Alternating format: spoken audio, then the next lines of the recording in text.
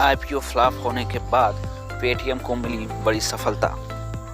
Paytm, जो भारत की सबसे बड़ी आरंभिक सार्वजनिक पेशकश के बाद अपनी लिस्टिंग के बाद से बेतहाशा आगे बढ़ गया है,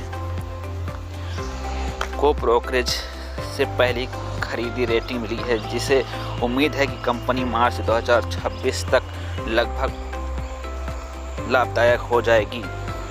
मैक्सबेरी कैपिटल सिक्योरिटी और JM financial institution securities limited के बाद डिजिटल भुगतान दिग्गज पर कवरेज शुरू करने वाली तीसरी ब्रोकरेज डोलैट कैपिटल मार्केट प्राइवेट ने कहा कि यह एजेंट के वित्तीय सेवाओं के निर्माता के लिए इसका संक्रमण सेवाओं की क्रॉस सेलिंग उपभोक्ताओं की संख्या में मजबूत वृद्धि से कंपनी को मदद मिलेगी।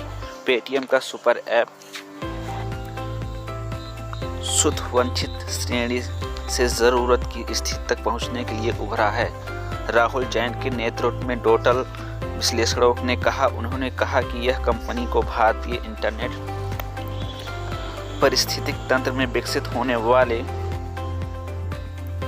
अवसरों का महत्वपूर्ण हिस्सा हासिल करने के लिए सबसे मजबूत डिजिटल ब्रांडों में से एक है।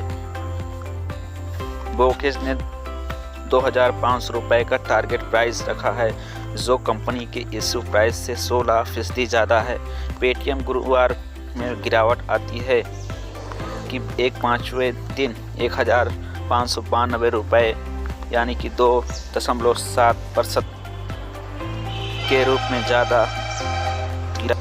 व्यापार के पहले दो सत्रों में 37% के बाद जेएम फाइनेंशियल के पास स्टॉक पर बिक्री की रेटिंग है, जबकि मैक्सबेरी ने इसे अंडर परफॉर्मेंस के रूप में रेट किया है। पेटीएम की मूल कंपनी 197 कम्युनिकेशन लिमिटेड ने अपने आईपीओ में $2.5 बिलियन जुटाए हैं, लेकिन इसकी शुरुआत की पराजय ने इसे 1990 के दशक के उत्तरार्ध के बबल युग के बाद एक प्रमुख प्रौद्योगिकी फर्म द्वारा सबसे खराब शुरुआती प्रदर्शनों में से एक बना दिया है। पेटीएम को शीर्ष वैश्विक निवेशकों का समर्थन प्राप्त है, जिससे मासायोशी सोन की सॉफ्टबैंक ग्रुप, कर्प वॉरेन बफेट की बर्कशायर हैथवे इन और जैक मा की एन ग्रुप कंपनी शामिल है।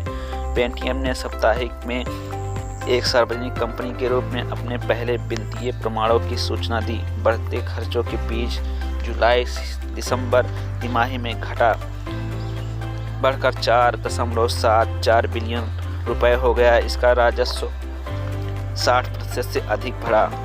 इनकी वित्तीय, वाणिज्य और क्लाउड सेवाओं में मजबूत वृद्धि से बढ़ावा मिला है। नोट में कहा गया है कि पेटीएम के लिए एंट्री मल्टीपल खड़ी दिखाई दे रही है, हालांकि हम इसे टिकाऊ मानते हैं क्योंकि यह सबसे प्रभावशाली और वास्तविक अर्थव्यवस्था वाला